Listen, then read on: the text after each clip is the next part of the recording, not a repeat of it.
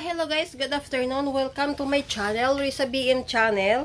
So, sa totoo lang guys, hindi ko akalain na naalala nyo ba dati yung tinampok sa Jessica Soho na yung tatay na nagbebenta ng pusong alkansya. I mean yung heart design na alkansya.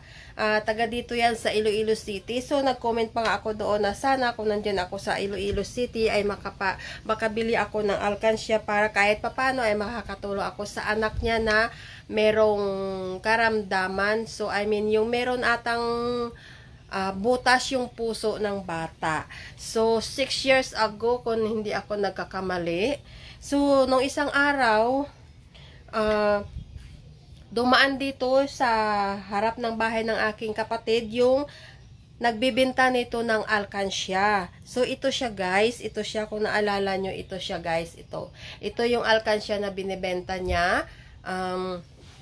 Sa halagang 150 pesos. Pero pinatawad niya ako. Binigay niya lang sa akin ng 120 pesos. So, bumili ako ng isang piraso kasi yun lang yung pera ko. So, ireregalo ko ito sa aking pamangkin kasi nagpapabili siya sa akin ng alkansya kasi mag-iipon daw siya. So, ito binili ko. So, tinanong ko yung father nung bata na yung may butas sa puso kung gumaling ba siya. Actually, ang sabi niya, gumaling naman daw po. Kaso, namatay din after a year ata. Namatay yung bata. And then, syempre, masakit para sa kanya. So, nagkikwento nga siya sa akin. Parang mangiyak-ngiyak pa siya. Tapos, nagkaroon siya ulit ng anak. Bali nabuntis ulit ang kanyang asawa.